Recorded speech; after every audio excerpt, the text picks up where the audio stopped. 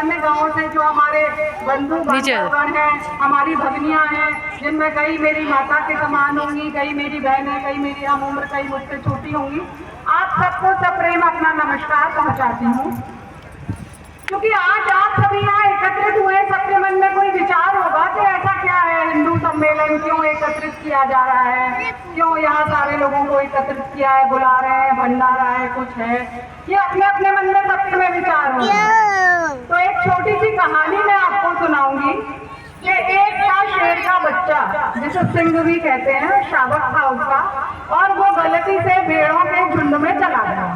अब जब वो भेड़ों के झुंड में गया तो उन्हीं के साथ रहा, उन्हीं के जैसे खाया, उन्हीं के जैसे पिया, तो उसको लगने लगा कि वो इन्हीं में से एक है।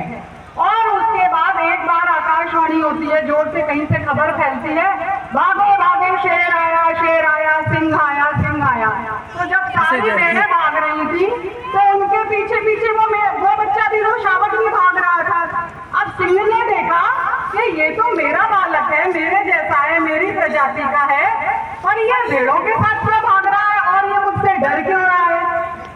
अब उसने उसको रोका, अरे भाई रुक रुक रुक, तो वो थोड़ा सा झिझका, रुका, तो उसने कहा नहीं, तुम मुझे मार डालोगे, मुझे खा जाओगे, और मुझे जाने दो, मुझे भागने दो। तो उसने कहा अरे तू क्यों भाग रहा है, डरना तो इन कायर भेड़ों का काम है, तू तो मेरी प्रजाति है, तू तो सिंह है, तू सिंह का शावक है। तो उसको यकीन नहीं हुआ, वो उसको पकड़ के ले गया, फिर भी नहीं आ रहा, गिर रहा वो, तो उसको ले जाके तालाब के पास वो उसका मुंह दिखाता है। जब देखता है उसे कहता है देख मेरी छाया देख और अपनी देख, तू मेरे जैसा दिख रहा है या उन भेड़ों जैसा दिख रहा है। तो उसको लगा कि देख तो मैं इसके जैसे रहा हूँ। अब वो शेर ने कहा चल आवाज निकाल, तो अब उसको तो भेड़ों के साथ की आदत पड़ी थी, तो वो में भी आ रहा था। तो उसने जब शेर ने एकदम से दहाड़ मारी तो उस शावक में भी अंदर से एक ऊर्जा, एक शक्ति ऐसी आई और उसने भी दहाड़ मारी। तो उसको विश्वास हो गया कि हाँ मैं भेड़ों का बालक नहीं हूँ, मैं कौन हूँ, मैं सिंह हूँ, मैं शावक जिसका हूँ वो पूरे जंगल पे राज करता है। तो आज हमारे समाज की स्थिति हम सब की कैसी हुई है, उस शावक के भांति हम हो गए हैं कि हमें हमारी शक्ति का वो भी नहीं है।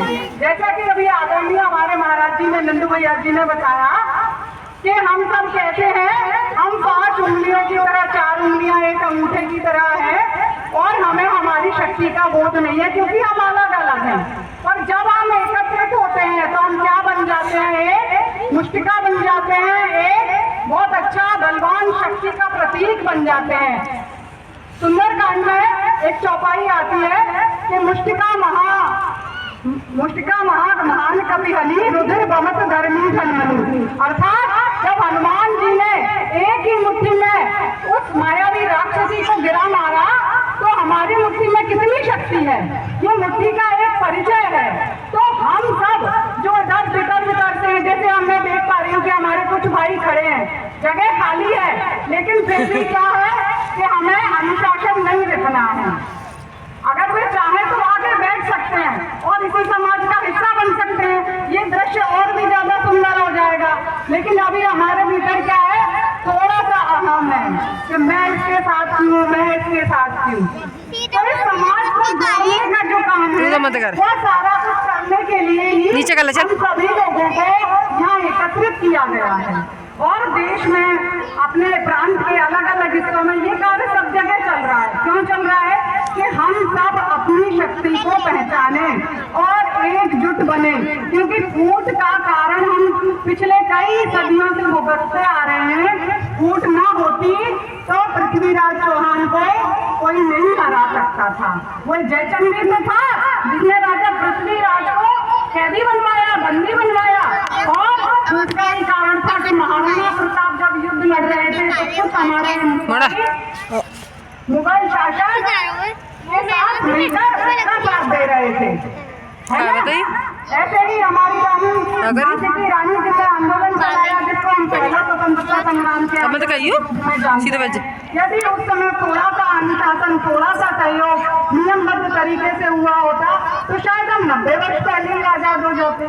पर कुछ ऐसी चीजें जिनके कारण हमारे बीच में विघटन है, विसंगतियां हैं, उन सबको हमको दूर करना है। संघ में इस 100 वर्ष की यात्रा में कुछ 5 नियमों के बारे में सोचा है कि यदि हम इन 5 बिंदुओं पर काम करें तो शायद हम अपने राष्ट्र को जिस ओर ले जाना चाहते हैं, जिस ऊंचाई के स्तर पर ले जाना चाहते हैं, राष्ट्र की जो उन्नति हम चाह रहे हैं वो अवश्य में भी क्या कर रहे हो जी?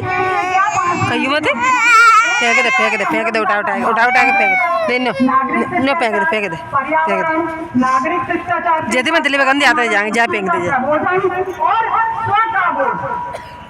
तो मैं आप माता बड़े भाई बहनों को